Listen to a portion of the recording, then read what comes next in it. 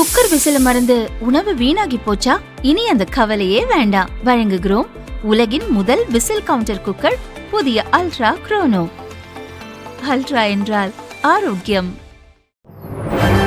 வணக்கம். செய்தி சுருக்கம். காமராஜர் பிறந்தநாள் கொண்டாட்டம். முதல்வர் விஜய் மரியாதை. முன்னாள் முதல்வர் காமராஜரின் பிறந்தநாள் கல்வி வளர்ச்சி நாளாக கொண்டாடப்படுகிறது.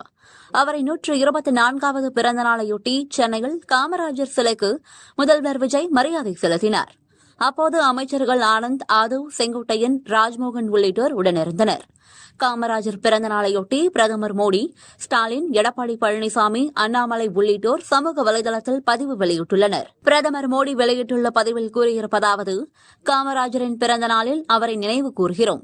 இந்திய விடுதலை போராட்டத்தின் முக்கிய தலைவராகவும் சிறந்த பொதுவாழ்வு ஆளுமையாகவும் திகழ்ந்த அவர் தனது வாழ்வை தேச கட்டமைப்புக்காக அர்ப்பணித்தார். கல்வி, அனைவரையும் உள்ளடக்கிய வளர்ச்சி, விளிம்பு நிலை மக்களின் நலன் ஆகியவற்றில் அவர் கொண்டிருந்த அர்ப்பணிப்பு இன்றும் வழிகாட்டியாக திகழ்கிறது என பிரதமர் மோடி கூறியுள்ளார். வி த லீடர்ஸ் அமைப்பின் தலைவர் அண்ணாமலை வெளியிட்டுள்ள பதிவில் கூறியிருப்பதாவது: அனைவருக்கும் கல்வி கிடைக்க வேண்டும் என்ற உயரிய எண்ணத்துடன் ஆயிரக்கணக்கான பள்ளிகளை உருவாக்கி மதிய உணவு திட்டத்தின் மூலம் ஏழை குழந்தைகளின் கல்வி பயணத்துக்கு உறுதுணையாக இருந்த அவரது தொலைநோக்கு பார்வை பல தலைமுறைகளின் வாழ்க்கையை மாற்றியமைத்தது.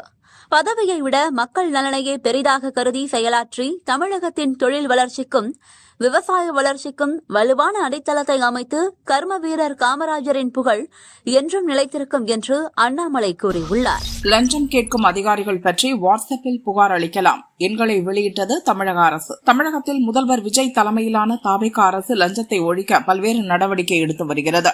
தற்போது லஞ்சம் வாங்கும் அரசு அதிகாரிகள் குறித்து புகார் அளிக்க வசதியாக வாட்ஸ்அப் எண், போன் நம்பர்கள், மின்னஞ்சல் முகவரியை தமிழக அரசு அறிவித்துள்ளது. இதுகுறித்து தமிழக அரசின் தலைமைச் செயலாளர் சாய்குமார் அனைத்து அரசு துறைகளுக்கும் சுற்றறிக்கை அனுப்பியுள்ளார். அதில் லஞ்சம் கேட்கும் அரசு ஊழியர்கள் தொடர்பாக 9491800936 என்ற வாட்ஸ்அப் எண்ணில் புகார் தரலாம். dvac@nic.in என்ற மின்னஞ்சல் முகவரி வாயிலாகவும் புகார் அளிக்கலாம். 0442232109 2232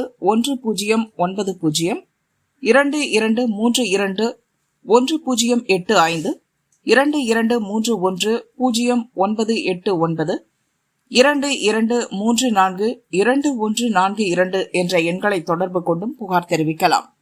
லஞ்சம் கேட்டால் யாரிடம் புகார் தெரிவிப்பது? போன் நம்பர் விவரம் அடங்கிய தகவல்களை அனைத்து அரசு துறையினர், உள்ளாட்சி அமைப்புகள், பொதுத்துறை நிறுவனங்கள் தங்களது இணையதளத்தில் கட்டாயம் இடம்பெற செய்ய வேண்டும். அனைத்து அரசு அலுவலகங்களிலும் பிரதான இடங்களில் காட்சிப்படுத்தப்பட்டிருக்க வேண்டும். லஞ்ச ஒழிப்புத்துறை போன் நம்பர், முகவரி ஆகியவை தமிழ், ஆங்கிலத்தில் கட்டாயம் இருக்க வேண்டும். இதை அந்தந்த மாவட்ட கலெக்டர்கள், அரசு துறை செயலாளர்கள் உறுதி செய்ய வேண்டும். அந்தந்த மாவட்டங்களில் இருக்கும் இன்ஸ்பெக்ஷன் செல் அதிகாரிகள் இதை ஆய்வு செய்து உறுதிப்படுத்த வேண்டும் என தலைமைச் செயலாளர் அறிவுறுத்தியுள்ளார். லஞ்ச ஒழிப்பு விசாரணைக்கு ஏவ வேலு ஆஜர். திமுக ஆட்சி காலத்தில் கரூரில் சாலை போடாமல் 3.23 கோடி ரூபாய் மோசடி நடந்ததாக புகார் எழுந்தது. அதன் பேரில் திமுக முன்னாள் அமைச்சரும் தற்போதைய திருவண்ணாமலை தொகுதி எம்எல்ஏவுமான ஏவ வேலு மற்றும் நெடுஞ்சாலைத்துறை இன்ஜினியர்கள் 9 பேர் உட்பட 11 பேர் மீது லஞ்ச ஒழிப்பு போலீசார் வழக்கு பதிவு செய்தனர். இது தொடர்பாக சென்னை ஆழ்வார்பேட்டையில் உள்ள வேலு வீடு உள்பட 20 இடங்களில் கடந்த ஜூன் 25ஆம் தேதி லஞ்ச ஒழிப்பு போலீசார் அதிரடி சோதனை நடத்தினர். இதில் பல முக்கிய ஆவணங்களை கைப்பற்றினர். இதைத் தொடர்ந்து ஜூலை 3ஆம் தேதி நேரில் ஆஜராகி விளக்கம் அளிக்குமாறு ஏவ வேலுவுக்கு லஞ்ச ஒழிப்புத்துறை சம்மன் அனுப்பியது. ஆனால் அன்றைய தினம் அவர் ஆஜராகவில்லை. சிங்கப்பூர் மருத்துவமனையில் சிகிச்சை பெற்று வருவதாக அவரது வக்கீல்கள் தெரிவித்தனர். அதைத் தொடர்ந்து ஜூலை 15ஆம் தேதி லஞ்ச ஒழிப்பு அலுவலகத்தில் விசாரணைக்கு ஆஜராக வேண்டும் என வேலுவுக்கு சென்னை ஹைகோர்ட் உத்தரவிட்டது. அதன்படி ஏவ வேலு இன்று லஞ்ச ஒழிப்புத்துறை அலுவலகத்தில் விசாரணைக்கு ஆஜரானார். இதற்கிடையே அவர் சிங்கப்பூர் சென்றதால் அவரை தேடப்படும் நபராக அறிவித்து போலீசார் லுக் அவுட் நோட்டீஸ் பிறப்பித்தனர். தனக்கு எதிரான வழக்கையும் லுக் அவுட் நோட்டீஸையும் ரத்து செய்ய கோரி சென்னை ஹைகோர்ட்டில் மனு தாக்கல் செய்தார். அந்த மனுவை விசாரித்த ஹைகோர்ட் லுக் அவுட் நோட்டீஸுக்கு இடைக்கால தடை விதித்து உத்தரவிட்டது. இதை எதிர்த்து தமிழக அரசு சுப்ரீம் கோர்ட்டில் மேல்முறையீடு செய்தது. இதை விசாரித்த தலைமை நீதிபதி சூரியகாந்த் தலைமையிலான அமர்வு தமிழக அரசின் மேல்முறையீட்டு மனுவை தள்ளுபடி செய்தது. 3வது மொழி பாடத்திற்கு பொதுத் தேர்வு கிடையாது. அகமதி பீட்டில் தேர்ச்சி பெறுவது கட்டாயம். தேசிய கல்விக் கொள்கை வழிகாட்டுதலின்படி 9 மற்றும் 10ஆம் வகுப்பு மாணவர்கள் 2 இந்திய மொழிகளையும் ஒரு அந்நிய மொழியையும் கட்டாயம் படிக்க வேண்டும் என சிபிஎஸ்இ அறிவித்துள்ளது. 3வது மொழி பாடத்திற்கான தேர்வு 10ஆம் வகுப்பு பொதுத் தேர்வுடன் இடம்பெறாது. எனினும் அந்த பாடத்தில் பள்ளி நடத்தும் அகமதிப்பீட்டில் தேர்ச்சி பெறுவது கட்டாயம். அதில் தேர்ச்சி பெறுவோருக்கு மட்டுமே 10ஆம் வகுப்பு தேர்ச்சி சான்றிதழ் வழங்கப்படும். இந்த ஆண்டு 10ஆம் வகுப்பு படிக்கும் மாணவர்களுக்கு இது பொருந்தாது. அடுத்த கல்வியாண்டு முதல் புதிய விதி நடைமுறைக்கு வரும். எனினும் 9ஆம் வகுப்பு மாணவர்களுக்கு இந்த ஆண்டு முதலே இந்த நடைமுறை அமலுக்கு வந்துள்ளது. 10ஆம் வகுப்பில் 3வது மொழி பாடத்திற்கான அகமதிப்பீட்டில் மாணவர் தேர்ச்சி பெறாவிட்டால் பொதுத் தேர்வு முடிவுகள் வெளியிடுவதற்கு முன்பாக பள்ளிகள் மறுமதிப்பீடு நடத்த வேண்டும். 9ஆம் வகுப்பில் 3வது மொழி தேர்வில் தேர்ச்சி பெறாத மாணவர்கள் 10ஆம் வகுப்பு பயில அனுமதிக்கப்படுவர். அதே சமயம் 10ஆம் வகுப்பில் படிக்கும்போது 9ஆம் வகுப்பில் தோல்வியடைந்த 3ஆம் மொழி தேர்வை மீண்டும் எழுதி அகமதிப்பீட்டில் தேர்ச்சி பெற வேண்டும் என அதில் கூறப்பட்டுள்ளது. இதற்கிடையே இந்த ஆண்டு சிபிஎஸ்இ பாடத்திட்டத்தில் 9ஆம் வகுப்பு படிக்கும் மாணவர்கள் கட்டாயம் 3வது மொழி பாடத்தை படிக்க வேண்டும் என்ற உத்தரவுக்கு எதிர்ப்பு தெரிவித்து சுப்ரீம் கோர்ட்டில் புதிதாக 2 மனுக்கள் தாக்கல் செய்யப்பட்டுள்ளன. தலைமை நீதிபதி சூரியகாந்த் தலைமையிலான அமர்வு நேற்று இந்த வழக்கை விசாரித்தது. மனுதாரர்கள் சார்பில் முன்வைக்கப்பட்ட வாதங்களை நீதிபதிகள் பதிவு செய்து கொண்டனர். இது தொடர்பாக 10 நாட்களுக்குள் விளக்கம் அளிக்கும்படி மத்திய அரசு என்சிஇஆர்டி மற்றும் சிபிஎஸ்இக்கு கோர்ட் நோட்டீஸ் அனுப்பியுள்ளது. திருமணத்துக்கு மறுத்த இளம் பெண்ணுக்கு வெட்டு, தடுக்க முயன்ற தாய்க்கு நேர்ந்த கொடூரம். விருதுநகரில் நிச்சயதார்த்தம் முடிந்த பிறகு திருமணத்திற்கு மறுத்த இளம்பெண்ணை அரிவாளால் வெட்டிய இளைஞர் தடுக்க சென்ற இளம்பெண்ணின் தாயை வெட்டிக் கொன்ற சம்பவம் அதிர்ச்சியை ஏற்படுத்தியுள்ளது. விருதுநகர் மாவட்டம் காரியாபட்டி அருகே கல்குறிச்சி மருத்துவர் தெருவைச் சேர்ந்தவர் முத்துக்குமார். இவரது மனைவி விநாயக ஜோதி வயது 45. இவர்களது மகள் வர்ஷா வயது 21. இவருக்கும் முத்துக்குமாரின் சகோதரி மகள் யுவராஜா வயது 32 என்பவருக்கும் 2 மாதங்களுக்கு முன் இரு வீட்டார் சம்மதத்துடன் திருமண நிச்சயதார்த்தம் நடந்தது.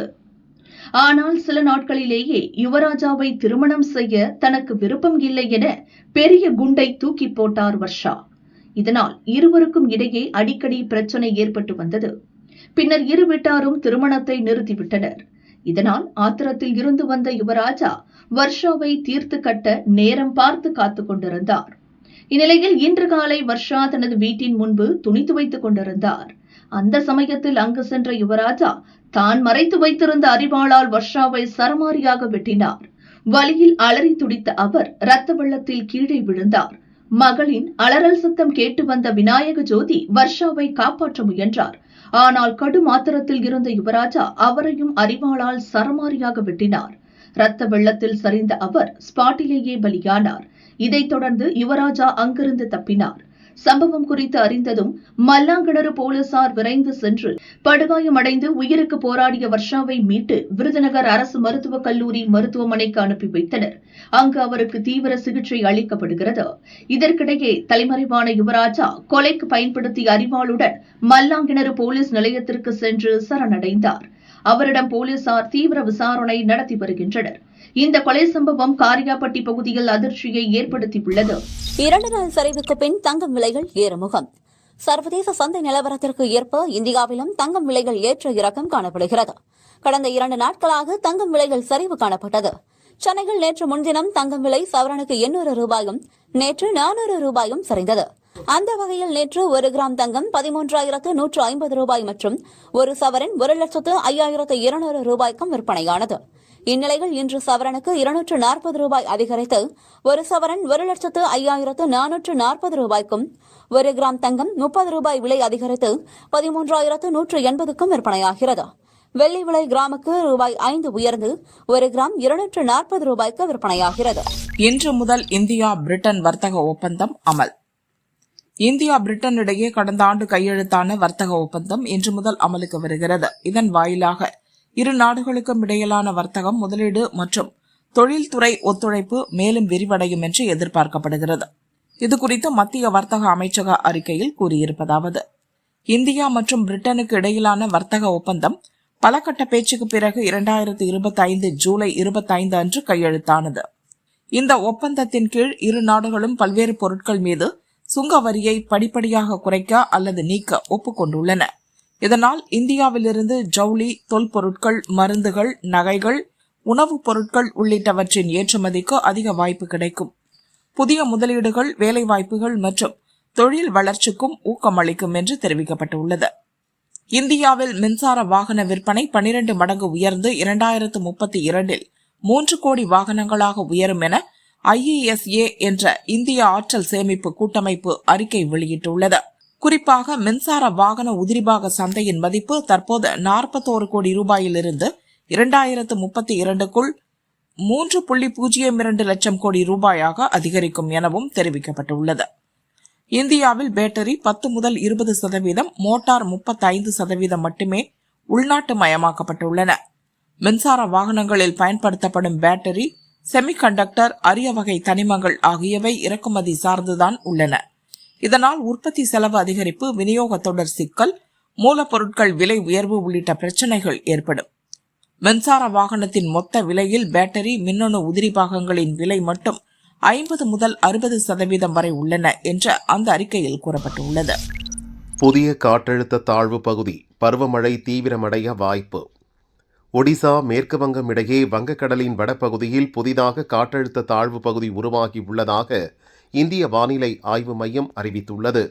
இது அடுத்த 2 நாட்களில் மேற்கு வடமேற்கு திசை நோக்கி நகரக்கூடும் என்பதால் தற்போது பலவீனமான நிலையில் உள்ள தென்மேற்கு பருவமழை மீண்டும் தீவிரமடைய வாய்ப்புள்ளதாகவும் ஆய்வு மையம் கணித்துள்ளது.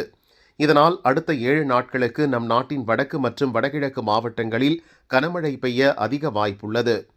தமிழகத்தை பொறுத்தவரை இன்று முதல் 20ஆம் தேதி வரை மேற்கு தொடர்ச்சி மலை மாவட்டங்களில் ஓரிரு இடங்களில் கனமழைக்கு வாய்ப்புள்ளது. மற்றபடி தமிழகத்தின் பிற பகுதிகள், புதுச்சேரியில் வறண்ட வானிலை நீடிக்கும் என வானிலை ஆய்வு மைய அறிக்கையில் கூறப்பட்டுள்ளது.